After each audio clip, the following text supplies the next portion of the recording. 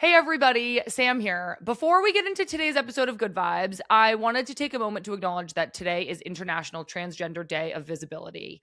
And while today is meant to be a celebration of the trans community, I'm sure that many people, especially those part of the sports community, are feeling saddened and hurt by the International Olympic Committee's recent decision to ban transgender women from the Olympics. Here at the women's game, we are all sending our support to the trans community as a whole, and especially to trans athletes who deserve every opportunity to compete. I will be educating myself more on this ban and this topic so that I can continue to bring these conversations to this platform and support the trans community the best that I can. One of the resources I'm relying on for information is the Human Rights Campaign. They have a lot of information available on how to support the trans community today and every day. Here is today's episode of Good Vibes FC.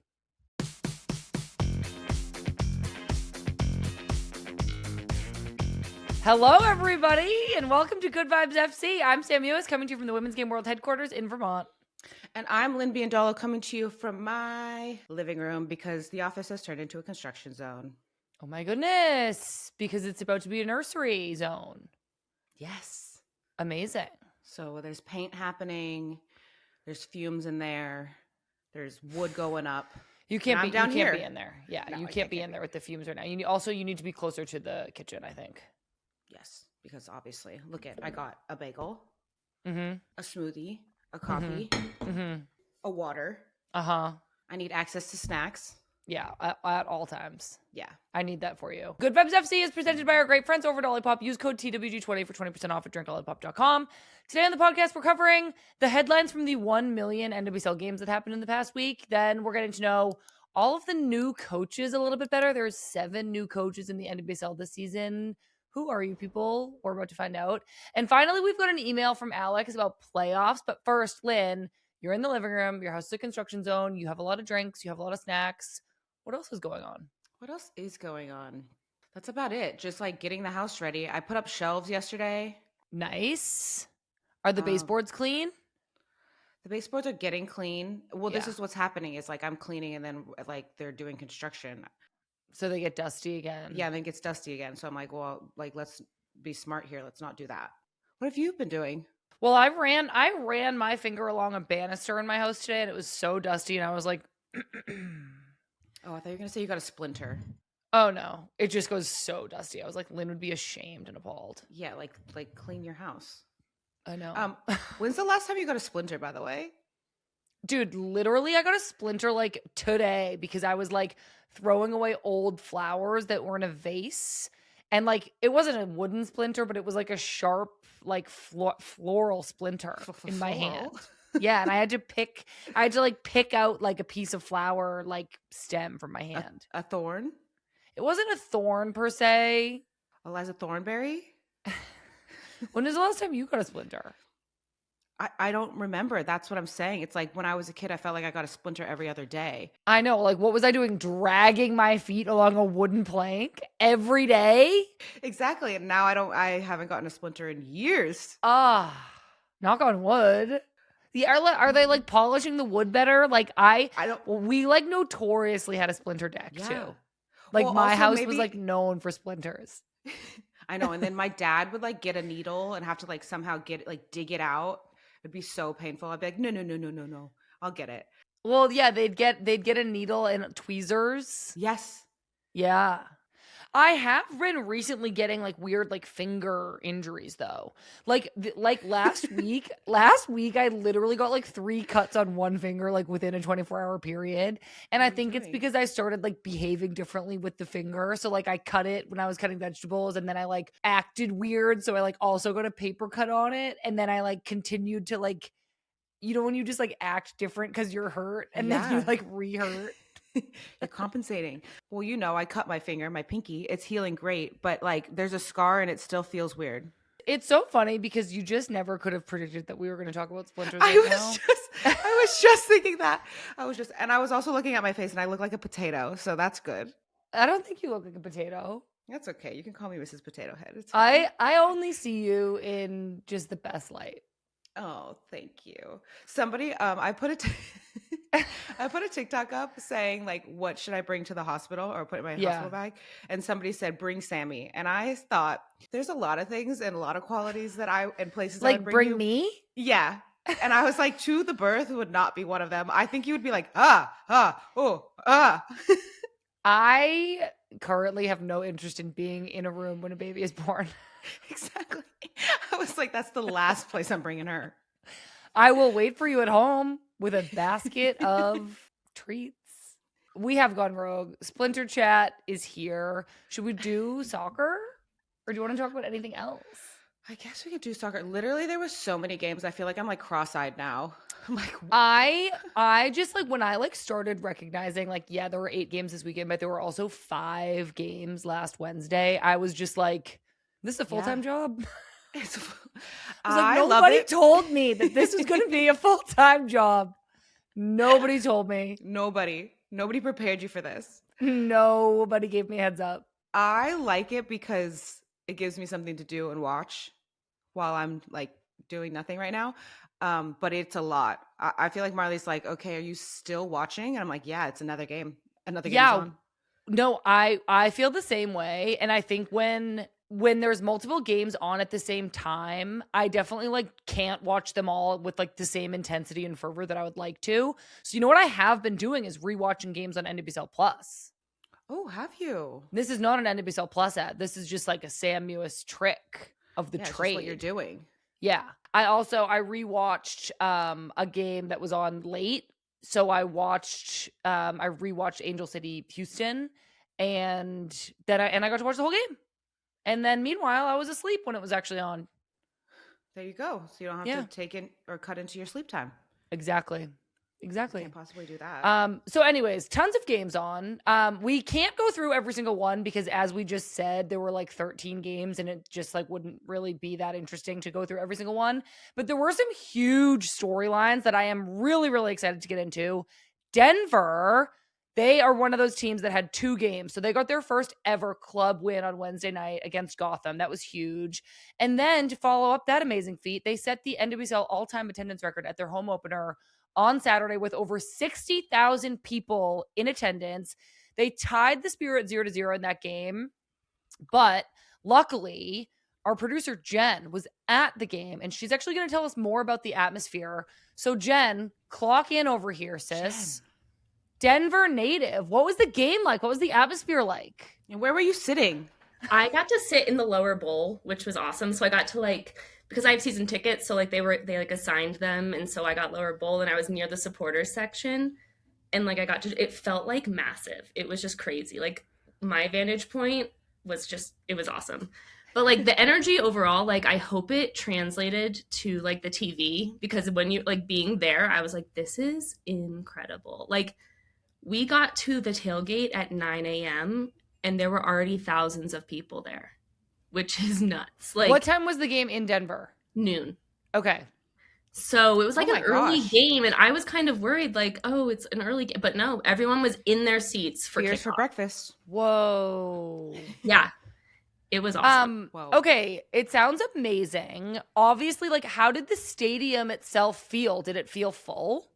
It felt so full, more than I thought it would, honestly. Like it, and like they had like the fireworks going, which was just like this added like element, and like the production value and all of it. It felt like the event, like where you wanted to be on Saturday in Denver. And I had friends who like couldn't go and they had major FOMO, and they're not even like major soccer fans, but they texted me and they're like, oh my gosh, I like everyone. It felt like everyone in Denver knew this was happening, and most of the city was there or was watching it at a watch party. Wow. And those that weren't had major FOMO. So do you think that the marketing was great, or like how did everybody know about this event? I feel it. I mean, they had like a huge billboard on the side of the stadium, which is like right in the heart of the city, and they've had billboards around the city. I think just the team has done a really good job of cultivating that community in the lead up, because Denver's had 3 away games already, and they've had like watch parties for every single one. And it does feel like people are buying the merch, which I think is always a marketing success. Like I see the merch everywhere in the city. And like there's, like I said, there's billboards, and it just, it feels like it's very present. and like a part. Like Denver's such a sports city, so it just feels like it's integrated itself into that sports culture.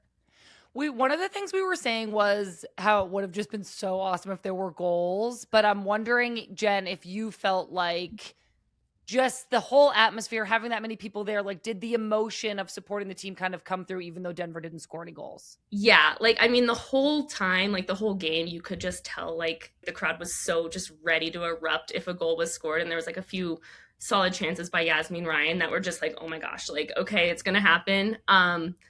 But I mean, yeah, it would have been awesome if a goal had been scored. But I will say, like, the vibe after the game, you know, if it's a 0-0 draw, it's kind of like, oh, bummer, no goals. But the vibe was like that Denver one. Like, that was very much what was going on. Like, people were celebrating after. Like, there's a bunch of breweries around that area, and people were out for hours after, just like celebrating the team. I saw Denver Summit jerseys like all day, the rest of the day. That makes me so excited when I return to like play. Just like being in a stadium like that, obviously it won't be cheering for me, but it's still such a cool environment to be a part of. Yeah. And it does also feel like people are just sports and soccer fans here who understand the game. So like we're very riveted by the action. Like I've been to other games where, you know, the crowd can be like a little distracted, or it's more just like we're out, you know, hanging. But people were like focused on what was happening on the field, which was awesome. So that's incredible. Jen, thank you so much for being our hiking boots on the ground in Denver. We're like so lucky to have you. Good one. Go Summit. Go Summit. Okay, thank you so much to producer Jen. Also, I do just want to shout out Denver goalkeeper Abby Smith, who's leading the league in saves with 20 saves. I feel like she is coming up really big for this expansion team. Obviously, they are facing a lot of shots, but Abby Smith's presence has just been huge for the Summit. Okay, the next big headline, I'll keep it rolling, Lynn, because I can see that you're chewing. Angel City are on top of the table. I told you they're running away with it. The Angel City literally running away with it. They're off to a perfect 3-0 start. Svenda's John started on fire. She scored such a sick goal this past weekend. It was like such a banger in Angel City's win over Houston. And I feel like Svendis is one of those players who kind of needed like a little bit of an adjustment last season. She came over from Europe. She didn't really settle in right away, but right now it just seems like whatever she did in the offseason or like whatever adjustment she made, she just feels so unstoppable. She has 3 goals in 3 games. And I just think it's so positive and fun to see Angel City off to such a good start. I agree. I think that especially with Angel City, you see so much like investment going into the team. You want the team to do so well, especially with like the crowd that comes and everything. And it's almost like they've been close for so long. They've been like something just needs to click. And right now, I don't know what it is, but something has clicked, at least for the first 3 games. I know. I did want to ask you if you saw, and like I would never laugh about this if she got hurt, but did you see Svenda's fall after she scored her goal? Yes, I saw it. I also like rewatched it in slow motion, like somebody posted it. Thank God she didn't get hurt. I was like, your knee hyperextended. It was like that play. I wanted us to do 2 videos slow-mo side by side of her doing it and me doing it because I didn't get hurt either. But they both look horrible. I'm like, are you guys okay? No more celebrations for the rest of the year. Okay. Everybody, all right, if you missed it, you should go watch. But Svendis basically scored this sick goal, and then she jumped up in the air and just like landed wrong.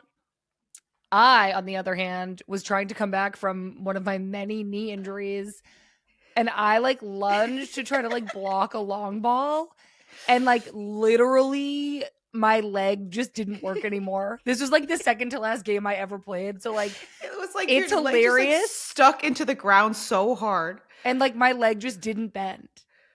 No, it didn't bend at all. I remember being on the sidelines watching and being like, "Oh my gosh, she's done her knee again. It's over. Yes, this is it's all over. This comeback was futile." Luckily, it was your other knee, so it was fine. But also, I was like, no, somebody get my other knee.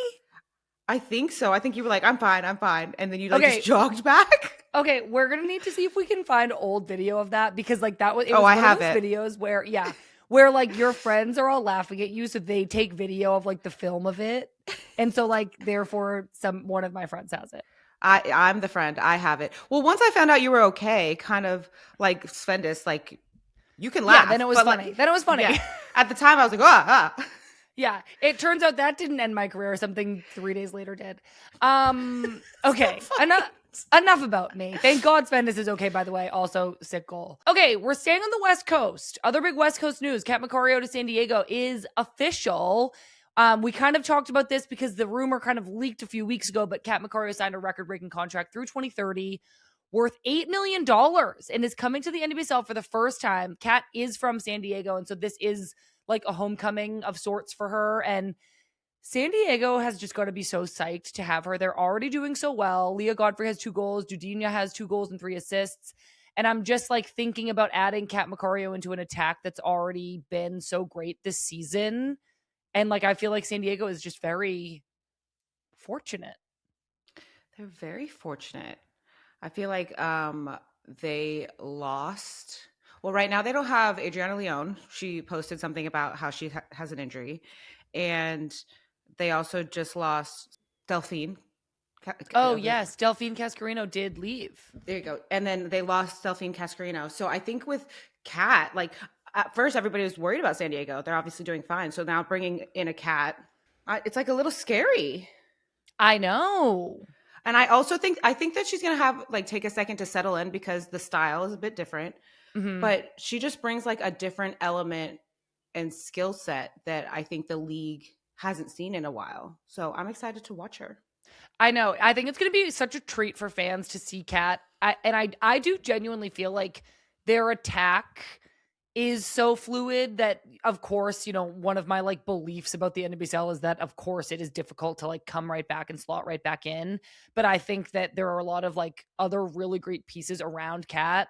And the fact that they are already doing really well, I think it's going to be really great. And I'm excited for her to get back into like a regular cadence of games. Because when Kat has been in form in the past couple of years and been healthy, she really is such a unique and special player. So seeing her for San Diego and, you know, for the national team, I think we're all very excited about that. Obviously, I didn't put this stat in here. One of our West Coast people did, but Lynn, all 5 West Coast teams are in the top 6 in the standings. San Diego's in second. And Seattle are in third. You guys turned it right around after the Portland snafu. We had no choice because that was crazy. Last week, I was kind of like, guys, you guys lost to 9 people. And now I'm like, now you're in third. Apparently, we love Spokane. Talk about unpredictable. Talk about an unpredictable league. I know. I was literally watching, being like, what is this league? What is happening?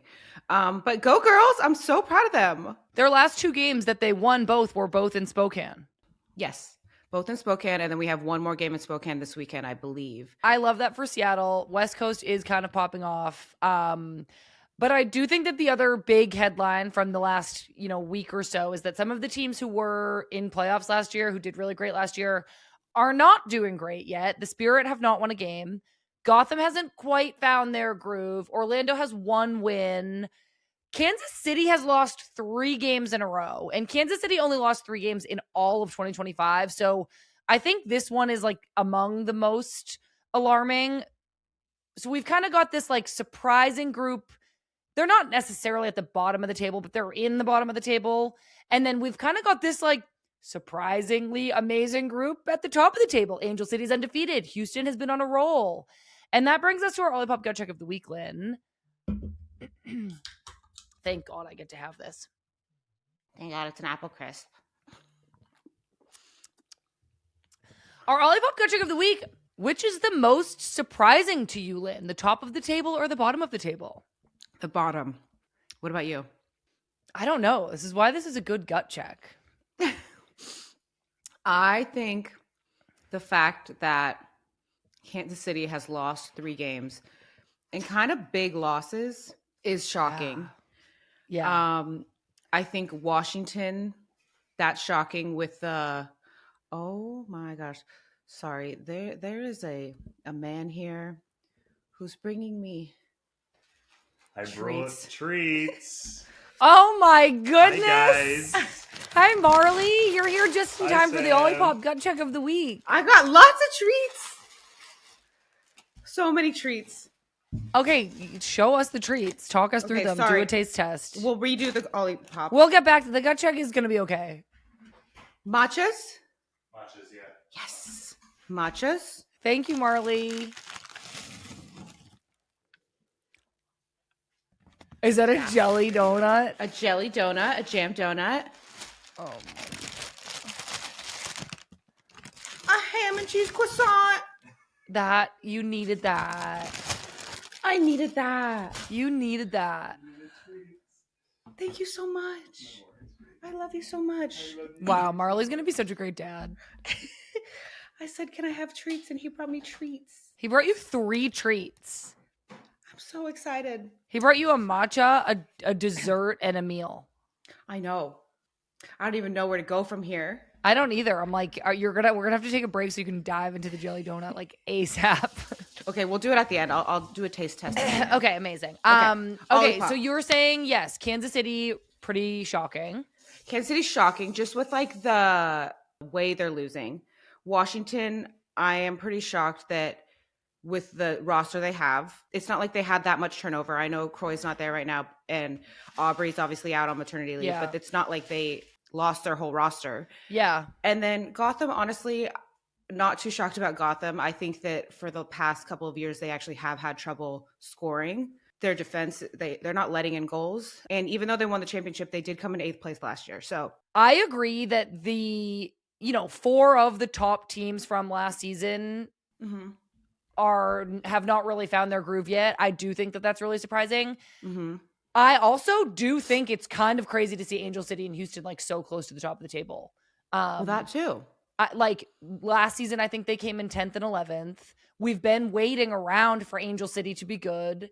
I'm psyched that they are. I do feel like Houston has kind of been on this like slow burn where they kind of picked up like halfway through last season. We all kind of, I am kind of like, I think Fabrice Cottrell is going to be a great coach for them. And I think that what we can see that he's building is definitely like on the up and a new version of Houston than we really haven't ever seen before.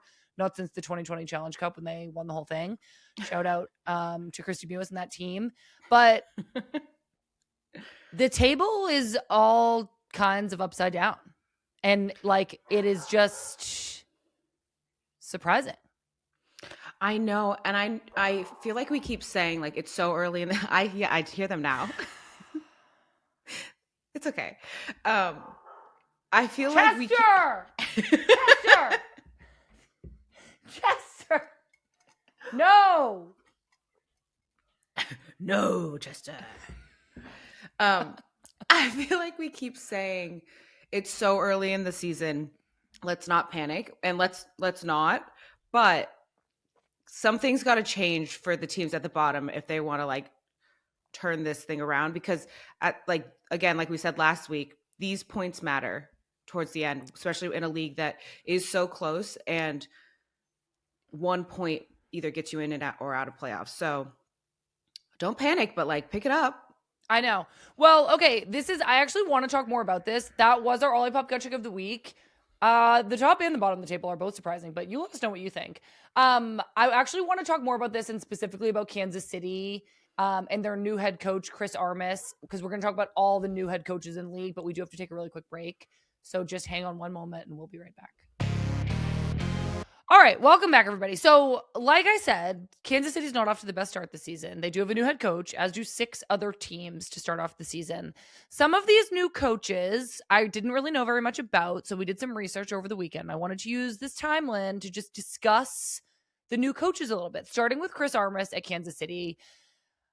This is one of the ones fans were like pretty underwhelmed, if not like upset, when Chris Armas got named head coach of the Kansas City Current, because this club had historic success last season with Vlatko Andonovski, but then they also had this early exit from playoffs. And so I felt like it was just kind of this like weird big change. Chris Armas has MLS and Premier League experience. He most recently coached the Colorado Rapids, but I think it's clear that things just haven't clicked with him in the Current quite yet. The team, beyond not looking like their usual attacking selves or defensive selves, they don't look like their usual happy and like celebration prone selves either. Things just look off and disjointed. obviously with Kansas City, there are a few other things at play. Temwa Schwinga is still out injured. And then I think this huge gap has been so obvious to everybody watching when, Kansas City lost Claire Hutton, who made the move to Bay FC. I think her absence is just so clearly seen in the midfield. I typically, and I have said this about this situation before, that a head coach needs some time before they really get judged by the outside. But it's pretty tough to see Kansas City struggling like this. I feel like fans are pretty unhappy. I'm curious if you think this is still a situation where they just need more time under this new head coach. I think head coaches can make or break teams a lot. Obviously, they have the ability to put the lineup out, all that stuff. But in this situation, I'm curious of why it's going so horrible, because it's not again, they didn't lose a million players. Yes, Claire Hutton was a huge person in the midfield that connected everybody together. And yes, Temwa, obviously, you can't really replace her, right? But even last year when they didn't have Temwa, they were still able to figure it out and play and look like they had joy and wanted to score and were relentless. And if they gave up a goal, it was they were fine, we're just going to go get another one. And right now, that's, I think, the biggest missing piece, not necessarily the coach or the players or whatever that. And I would just love to know what that's from. Is it the coach? Is it not the coach? What is going on? But I feel like when you're not playing with joy, that's tough. That's a tough place to be at. I know, and that's where I don't really know where to look, because in my opinion, it is way too early to consider changing the coach. I would give any coach in this league way more than 3 or 4 games to, figure out what it is that they're trying to do and start making it work. I do think it's such just a stark turnaround, especially when you think about Vlatko didn't leave the club. He's still there. His influence is still a part of the current. And so I'm just what is it that could have thrown them so off kilter that it does kind of make me be could it be a culture thing? Could something have just shifted internally where the vibe is just off? And that isn't to blame any one person, player, staff member, but something just, I don't know, threw things off. And could that just simply be the transition of moving one of the key elements of the team to a different position in the front office? Sure. The vibe at training is going to be different. That makes me question too. It's not the whole coaching staff left, just Vlatko left or moved. He didn't even leave. He just moved to a different position. So I have a lot of question marks. I do too. And it's I think it is too early to panic, but I do think people are kind of what? Well, I think it's just, like I said, in the way that they're losing. It's not some of the games aren't close. I'm you're losing 3-0. That's so unlike Kansas City. In Vlatko's first year, they would lose or they would win 4-3, right? They're we're going to go out and score just one more goal. It kind of reminds me of our first year in Western New York. Naturally, I have to bring it back to us. But, and then the second year, it was okay, well, we figured out our attacking and we've sharpened up our defense. And now it kind of looks like we don't know how to attack and we don't know how to defend, but it's the same team. I know. So I'm confused. I'm confused too. I have a lot of question marks. And again, this segment is supposed to be about the coaches, and this, so far we've mentioned Chris Armas. I just don't really think I know enough about him to know, but I think that I'm interested in what people who are really watching the team closely are thinking. And if anybody wants to send us an email with their thoughts, send it. womensgamemib@menandblazers.com. I do want to move over to a team that's having more success right off the bat. Nick Cushing is also a brand new head coach. He's at Denver Summit. He was a long-time successful figure at Man City's women's team before coaching NYCFC and MLS. But then after that, he went back to Man City's women's team as an interim head coach before making the jump to Denver. So he kind of has had experience in both the men's and the women's game. And I didn't play for Nick Cushing at Man City, but I got there right after he left to go to MLS. And all the girls on the team at the time were really sad that he left. Everybody really loved him. I've only ever heard good things about him and good things about playing for him. And so I actually get this feeling that Nick Cushing is one of the things that is attracting good players to Denver. Like, I think it's really hard for an expansion team to convince players to come, because going into it, you are kind of like, it's probably going to be a little bit all over the place the first year. And I think that when players see that Nick Cushing is the coach there, even Lindsay Heaps has pointed to Nick Cushing as one of the reasons that it felt like the right fit for her. Obviously, she's also going home to Denver. There are a million reasons to go. But my sense is that the players feel really good about him. Have you heard anything similar? Yeah. And I think just to go off what you're saying of the coaching staff and going to a new expansion team, there are obviously so many question marks, right? You're like, okay, I want to go here. What's the facilities? What's the, like, who am I going to be playing with? And then I usually, the next question is like, well, who's the coach? Because then once you figure out who the coach is, it's like, well, am I going to fit into their playing style? Am I going to blah, blah, blah, all these different things. And I think you're right. Like, that is a huge reason why, besides, I think Denver's a great sports city, blah, blah, blah. But that is, you can have a huge, great sports city. And then if you have a coach that you don't think you're going to play for or isn't the right fit for you, you're not going to go. And when you have this reputation of being not only a great coach, but really respected by a lot of players, I think that just draws people in. So, and I think they're doing great for an expansion team.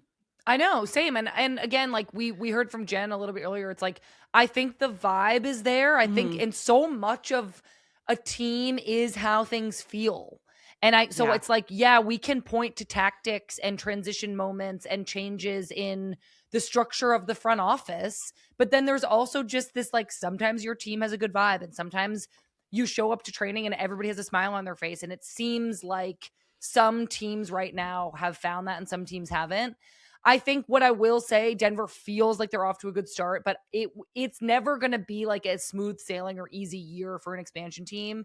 I will say Nick Cushing said, and this was something I think that he was quoted saying that I feel like shows he like appreciates parts of the NWSL, whereas sometimes I think coaches come from Europe and they like reject parts of the NWSL. So this is what he said. He said, we will play forwards, we'll attack the game, we'll create a lot of fast attacking football, we'll get a lot of numbers in the box, and I want to create chances. I think if you create consistent chances, you win games, but you also entertain the fans that are in the stadium. And I just felt like that was like, again, not this rejection of fast soccer. Sometimes I'm like, I love beautiful possession soccer. I love it. You know, all football purists are like, let's have 100 passes before we score a goal. Gorgeous. But I'm also like, you can score a goal with 2 passes too, and they can be to feet, and they can be just more like cutting and faster. And I just think that this like way of talking about it, I'm like, I feel like you actually appreciate the league. Yeah. And you're like not opposed to being like, yeah, we're just going to like go for it. I agree. I think that when you have a coach coming from a different league, obviously bring some of your experience from that league, right? You want to integrate your experience, right? But there is sometimes this rejection of like, nope, I'm going to change the way they play. I want to just play what I know. And it's like, well, this league has its own identity and it's fast and it's direct. And that doesn't mean you can't have beautiful possession within that, but it is. That's just what the league is. So I get excited when I see things like that too, where I'm like, American soccer, we want to play fast and we want to score goals quickly. Yeah, I know. It's so funny because I have played for coaches that are like, we only need to create one chance. And I'm just like, I mean, like, sure. Okay. But like, it's the aspect of it that Nick Cushing is saying is like, we also want to entertain the fans. I'm like, awesome. You're in the right place because you had 60,000 fans at your game.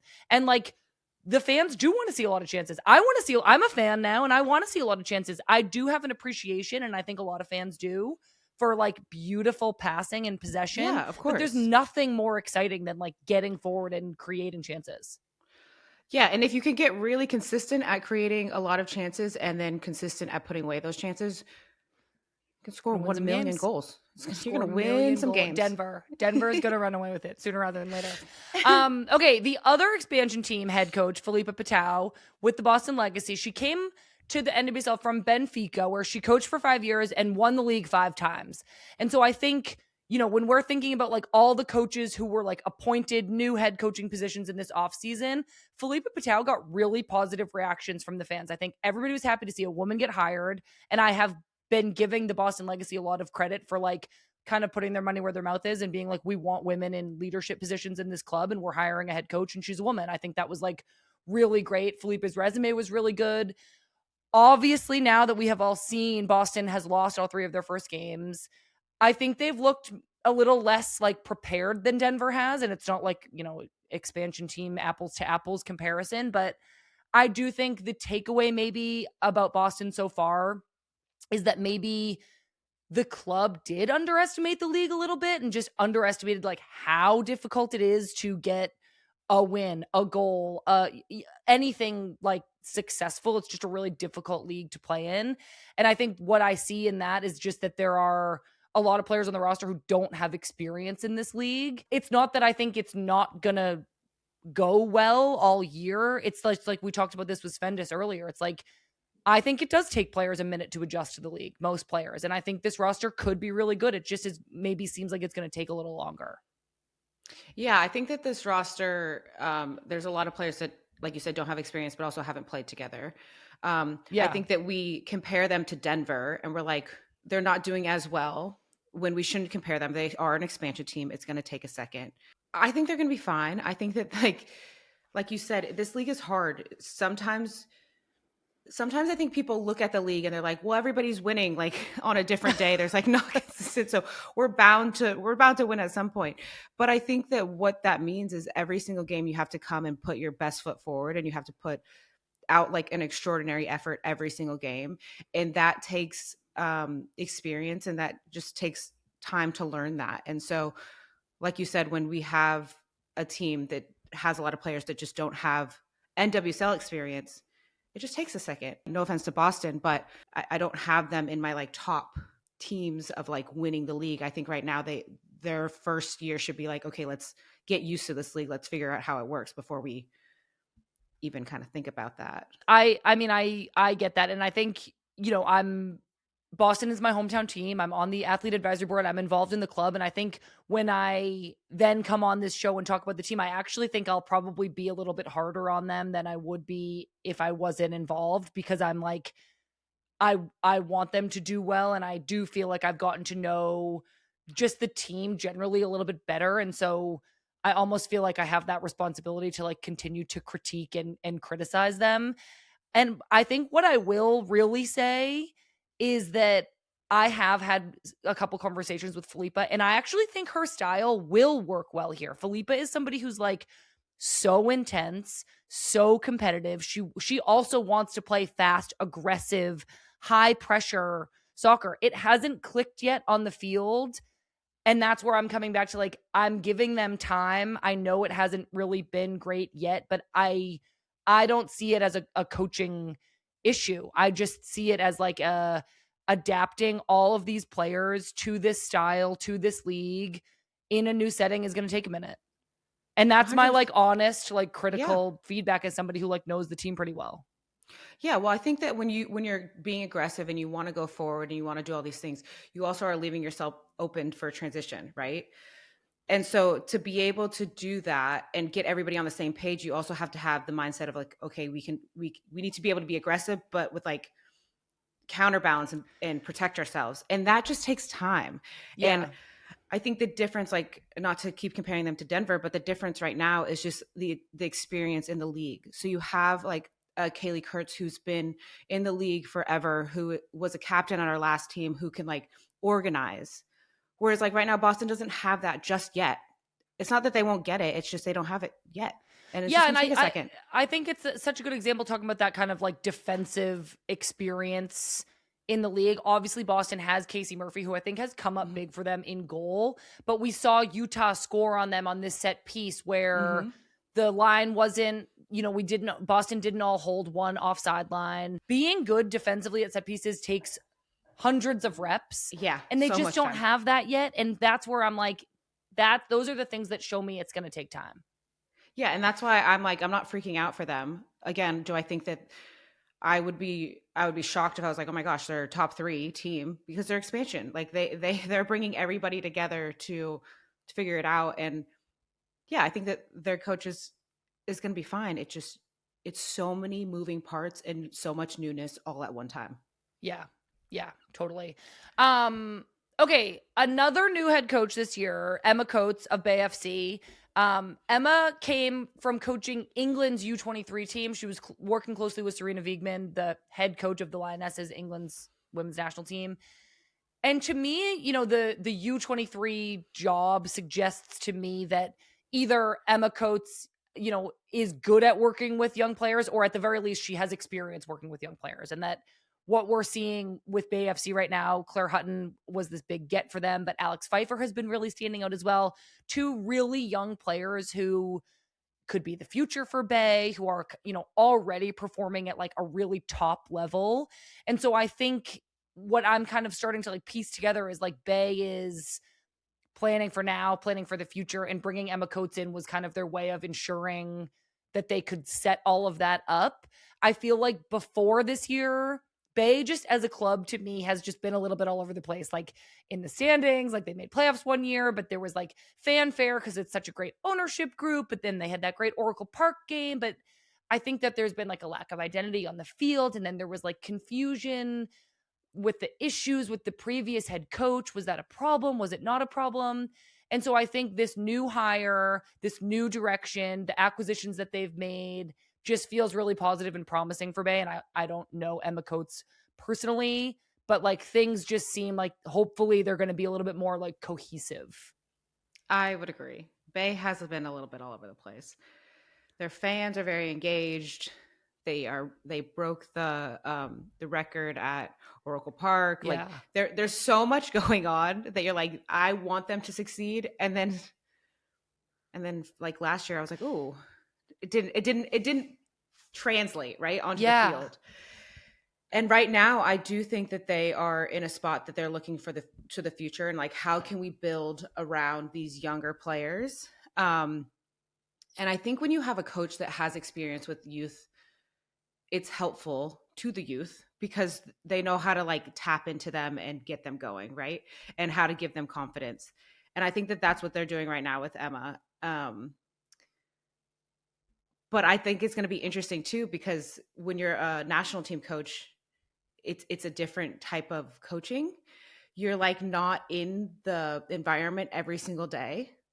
So I'm interested to see how this like translates over the period or the length of the season, because she has to be there every single day, coming up with like the practice plan every day, evaluating the players like in front of her every day, which is just different than when you are with the national team. So different. And such a good point. I mean, it's something that we've heard Vlatko talk about, the transition from national team to club, and something we've heard Emma Hayes talk about, the transition from club to national team. Emma Hayes is like, I love it. It's so great. I get these long stints of time away from the team, and then that's when you do all this planning. But to your point, Lynn, Emma Coates is now in this every single day, coming up with practice plan every single day, doing a progression for an entire season. And I don't know what her job was before the U23 England national team. Sorry. But it could have been something else, where she was doing this. But I think that that's such a good point and something to keep in mind as the season goes on. I also wanted to say there's 4 women head coaches in the league. Emma Coates is one of them at Bay FC. But Bay's support staff includes 3 more women who are assistant coaches. And, similar to what I was saying about Boston, where I was like, they're putting their money where their mouth is and they're hiring women in leadership positions. Bay is doing that too. I think hiring 3 women assistant coaches is giving women development opportunities. We all talk about wanting more women head coaches in the league. But I think that also requires more women in assistant coaching roles, so that then when the jobs open up, there's like a pipeline of experience. I think one of the issues is like, we're looking for head coaches and nobody's hired women in assistant coach roles. And then the women head coaches maybe are coming from college or coming from somewhere else that maybe people don't consider qualified. And so I think having women in the assistant coaching roles is like so important and something that we've never really talked about. I've never really talked about. No, which I think is important. Like you said, there's just, every time we're looking for a head coach, you look and you're like, okay, well, yeah, we would love to hire a woman as well. We want a qualified coach, but we'd love to hire a woman. And then there's no experience. Yeah, that's what everybody always says. Yeah.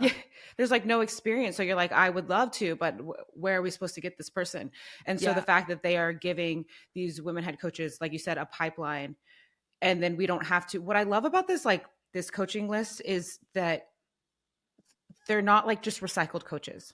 Because I think for a long time in the league, when we needed a new coach, it was like, well, that coach just moved from New Jersey to Houston to Portland. And I'm like, this is the same person. Yeah. And this is what I love about this coaching list, is that like, these are all coaches that a lot of us have never seen or heard of, which is like, exactly. great. That's why I was kind of like, we need to figure out who these people are. I know. And I think that that's amazing. And I honestly would give credit to the teams that like went out and actually hired coaches with that like are a global search. Exactly. Like they're qualified. And then again, I give credit to Bay for also hiring 3 women coaches to pipeline them, that if one day they want to be head coaches, we'll actually have 3 more women head coaches that are now qualified and have experience in a league. Totally agree. That's such a good point, Lynn, that the whole reason we're even, learning about these coaches is because they're new to our like system and our circle. And I think that is really exciting. A complaint for a long time was that, coaches in the NWSL just kept getting recycled. And I think this is really exciting. It's going to bring a lot of new ideas, and some of them are going to work out and some of them aren't. Okay. We have actually already talked about the Thorns head coach a few times this season, Robert Villaham, because it was crazy that he like didn't have very much time with the team before the season started. It seemed like a late hire. Thorns fans were also not like thrilled about it. He's coming off a pretty unsuccessful stint with Tottenham, but Portland are doing good so far. They have 3 wins, and I hate to bring this up again, but they did crazily beat Seattle with only 9 players on the field.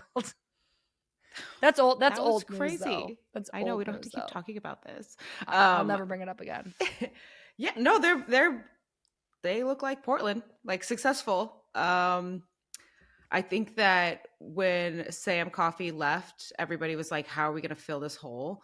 And he hasn't had much time with the team. So I don't know how much of his game plan went on to like what lineups were going to be out there. But I would assume by this point, 3 games in, he is definitely putting his influence onto the team.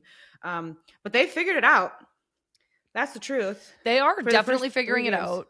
I know. I agree. I mean, Olivia Moultrie has been huge for them. I think Jessie Fleming has done a good job also stepping up to fill that hole that Sam Coffey left. But I think, so far, this is one of those examples where maybe the initial reaction was wrong, but only time will tell. We've also got Mac Lind at North Carolina, who I didn't know very much about before he came here. He came from Swedish club BK Häcken, where he helped them win the league title in 2025. He admits himself that he's still getting used to the NWSL, and he said, I would not say it's surprising me, but I think the results is a bit odd. When one week you can lose with a couple of goals, next week you win with 3 goals, and everybody defeats everybody. I thought this quote was so funny because it's like exactly what we're saying. It's like, what are the patterns in this league so far? Mac Lind doesn't know, and we certainly don't know. It's so funny when I think about the league, because I feel like when we first started, and honestly for maybe like the first 5 or 6 years of the league, there was like a pretty solid, like these are the top 4 teams that are going to be in playoffs every year. And now it's a hodgepodge. Like I couldn't tell you. It's just like week over week. Like I always look at the standings on Google. Like I just Google NWSL standings and they show the last 5 games and it'll be like green checks for the wins. And look, of course there is a pattern. Like the teams closer to the top have more green checks. But it's like sometimes a team will have green check, red X, gray line, red X, green check. And you're like, what is your how are you guys feeling? How do you feel when it's up and down like that? And that's like the mystery to me, is like, I do genuinely feel like when we were on North Carolina, if we lost a game, we were dumbfounded, devastated. Like, how did this happen? Yeah. How did this happen? And then we would immediately go on like a 6-game winning streak. And so I just am like, I can't wrap my head around being on having such inconsistent results. I know. I think that this league, a couple things. I think that coaches need to accept the league for what it is. It's fast. Anybody can beat everybody on any given day, all of that. But I do think that sometimes we play into that a little bit too much. And we're like, it's just the league. Like everybody can beat everybody. And it's like, no, let's actually have some passion and some like Discipline? responsibility. So like take some responsibility as a team and be like, no. Like that could be the rest of the league. But for us, like losing or winning, like our pattern is not going to be up, down all around just because we play in this league, if that makes any sense. Yeah. And I think teams like Orlando in 2024 and Kansas City in 2025 did have that attitude where they were basically just like, we don't lose. I know, like the pattern in the league in 2024 was that Orlando wins, and the pattern in 2025 was that Kansas City wins. The pattern in 2026 is that Angel City wins. I know, but I would love to see that translate to the next year. I'm like, how? Maybe you can't different team every year. Yes, I'm like, maybe you can't have like an historic Kansas City run, right?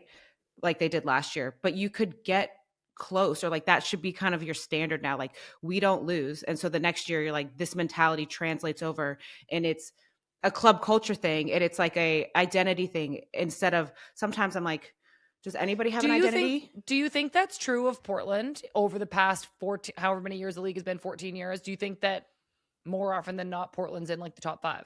I agree. Yeah, that's what I mean. I'd have to like look that up as a stat, but I would like bet it. I would like bet on it. Yeah. Like not that much, but like I would. I'll bet $1. I would shake your hand. I'll get you a treat. Yeah. No, I would say that. And I also think that in years where like last year when everybody's like, I have no idea who this Portland team is going to be. They like still are the Portland Thorns. Yeah. Maybe they weren't number 1, but they're in that top bit of team. So yes, I would say that Portland has figured that out. I would love to see everybody else kind of figure it out as well. That's the thing about the league is like somebody has to come in last, and that's what's just so crazy to me about sports. I know somebody does, but I just find it, and this is why I said this in the Olipop, but like how on earth did Kansas City go from a historic year to now? I know we're 3 games in, but like losing badly. I'm like, that trajectory shouldn't happen, in my opinion. I know. I hear ya. We do have to move on to the last new coach, and that's Martin Sjogren at Chicago, who also comes from a Swedish club, just like Mac Lind, Hammarby. So Mac Lind's team, Häcken, came in first in the Swedish league. Martin Sjogren's team, Hammarby, came in second in the Swedish league last year. Before that, Martin Sjogren coached the Norwegian national team for 8 years during a pretty like frustrating period for that team. And I think that Chicago, just in general, it's the most cloudy situation to me. I think I just don't know who they're trying to be. I don't know how Martin Sjogren can help them get there. I see them, moving fields. I see that they have this ownership group that said they were going to invest in a lot. I see that Mal Swanson is going to come back at some point this year. And I saw that they beat Kansas City. And when that happened, I was like, Chicago, blow my mind. I'm literally so excited. But then they lost their other 3 games. I have read that Martin Sjogren wants to blend European tactical soccer with American physicality, and I think that sounds really great on paper. I just guess I just need to see more. And what I really want to see, and I will just keep going back to this because I loved it, is that team in Chicago last year that fought back, that like would fight and claw to tie games, to get results, to get points, that like had this edge to them. And that's what I think. I'm like, I know Chicago can do that. And that's, I guess, what I'm holding out hope for. Yeah, I think that I'm also holding out hope for that too. I do think that Ludmilla did take a lot of that on her own shoulders during that time. And now she's on San Diego. So that is a little bit alarming to me. Not saying they can't, because they need to be a team and get it together. I agree. When I saw them being in Kansas City, I was like, yes, they're back. Like, we got this. And now I see that Kansas City is like not doing well. So then I'm like, well, that was kind of a wash. But I do think that with Chicago, I was actually thinking about this. I want them to do so well because I just feel bad for them year after year, especially in these past couple of years where I'm like, what is going on over there? But I don't think that we can expect them to go from what they've been to immediately having so much success. So if they have one game that they win and then another game they lose and then another game they tie and then another game they win and then they lose, like if they're like kind of up and down and all over the place, I'm kind of like that's might be a win for them. 3 points is a lot of points when you're not over the playoff line. A green check on Google standings means a lot. I know, because there are going to be teams at the bottom of the table that have single digit points. And so 3 points is a huge deal. So I agree. I think those 3 points beating Kansas City still can be a wave that Chicago tries to ride. And yeah, you're right. I think it's like look for the good moments when they come because they might not be there every game. I think that if they can improve from last year and not have, like, I feel like last year, this could be wrong, I don't actually know the stat, but I would look and be like, there's 4, 5, 6 games in a row that they lost, like red. And so I'm like, can we just add a couple greens in there every once in a while? Then that's like more of a success. And then maybe the next year they can build on that. And then the next year they can build on that. I would love for them to go from like what they've been to first place, but well, second place, obviously Seattle has to be in first place. But I just don't think that's realistic. Yeah, I hear that. I think I like your kind of moderate approach of even a gray line is a point. Yeah, let's get a gray. And just fight for it. Okay, we spent a lot of time on that. Those are all 7 new coaches. And we talked a lot about 7 of those teams. So there's lots more to see from, I think, all of these coaches. And I'm excited that we have the opportunity to kind of experience all these new philosophies in the league. I think it's really, really exciting. We do need to take one more quick break, but when we come back, we are going to chat Champions League really quick, and then we're going to read an email from Alex about playoffs.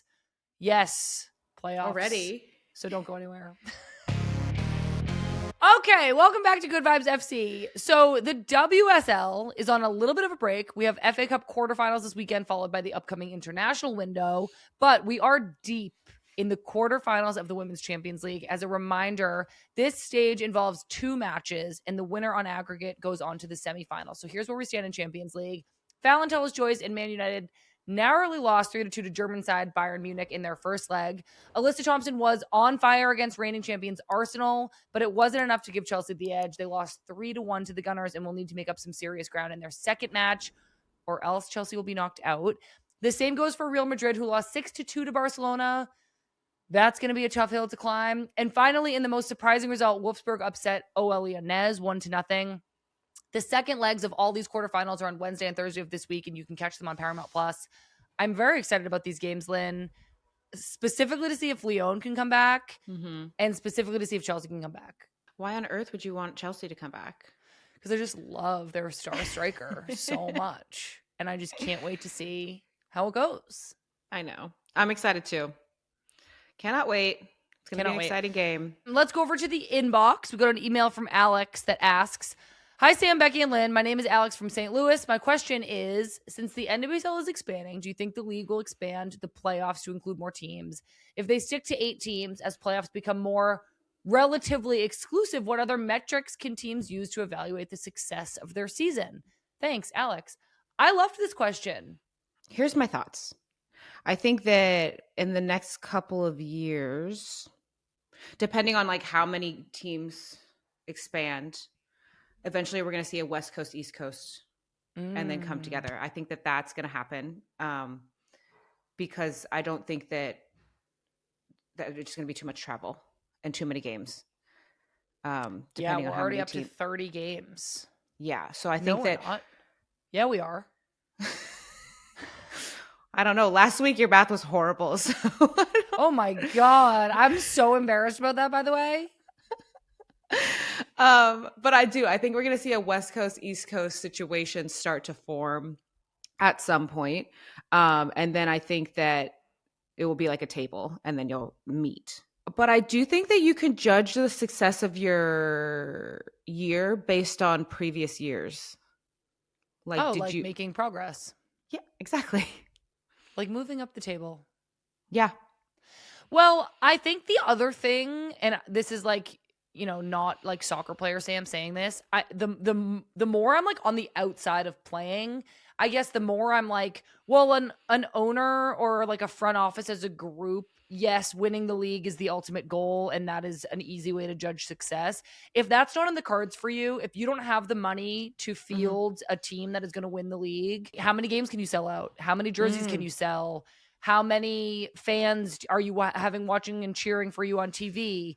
Like, how much money is the club losing or making? Like, the business side is a metric for measuring success that, like, isn't, like romantic for players to think about, but is a signal of like the health of the league as a whole. Like, if losing owners are still making money, I think that's a metric that makes sense to use. I agree with that. Yeah. Well, business mommy over here. I hate that you called yourself mommy. Okay. I mean, I'll keep doing it. Okay, Alex. Well, I really loved this question. We will have to see. I'm very interested. Okay. Don't forget, everybody, you can write us with questions anytime at womensgamemib@menandblazers.com. We need questions for all of our shows. You can send us a question for our show with Lindsay Heaps. You can send us a question from US Squared. So let us know. Sadly, Lynn, this is the end of our podcast. So before we let everybody go, let's leave our listeners with a good vibe. I was going to tell everybody this at the beginning of the podcast, but we moved on.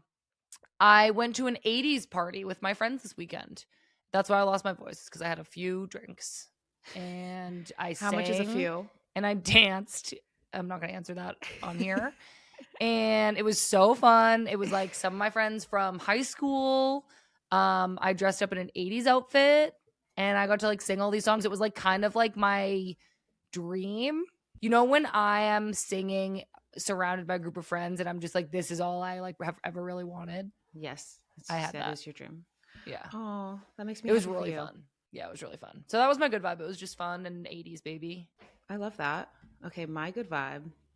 It's got to be Marley bringing you treats. How could it be anything else? Okay, my good vibe is the fact that Marley just brought me all these treats. And along with that, as you all know, this pregnancy has been up and down and all around for me. And I just feel like he has been the best support that a woman could ask for. And so that is my good vibe. I'm really appreciative of him. And people really, really think about who you have babies with, because sometimes pregnancy can be challenging and you need somebody to lean on. And he has been a big rock for me. So that's my Marley. That's our guy. That is our guy. That is our guy. Okay, what great good vibes. That's it for this week's episode of Good Vibes FC. Please make sure you are subscribed to this YouTube channel and or podcast feed, wherever you are listening to this on. And I also just wanted to remind you guys, don't forget we have other shows out here. Friendlies with Giselle Thompson is out right now. That came out last week. And then there's another Friendlies with Jamise Joseph dropping on Thursday. US Squared is coming back on Friday. We're going to hear all about the Asian Cup and Christy and Jagger's adventures in Australia. I also just wanted to remind everybody that we released these very cool limited edition jerseys with New Balance a couple of weeks ago, and you can still get your hands on one in our shop. I actually just got an email from our friend Dawn in Memphis that he is getting his jersey customized with Sebekian on the back. So you can also do that if anybody out there wants to do that. That's it, everybody. Get your jersey, listen to our other episodes, send us emails. Get your drinks. Get your treats. Get yourself a treat. Get yourself a drink. Get yourself a treat. Take care of yourselves. Drink some water. Give yourself a foot rub. Oh, you probably get yourself a back rub. I can. It's just difficult. Okay. I'm Sam US. I'm Lynn Biondolo. Love you. Bye-bye.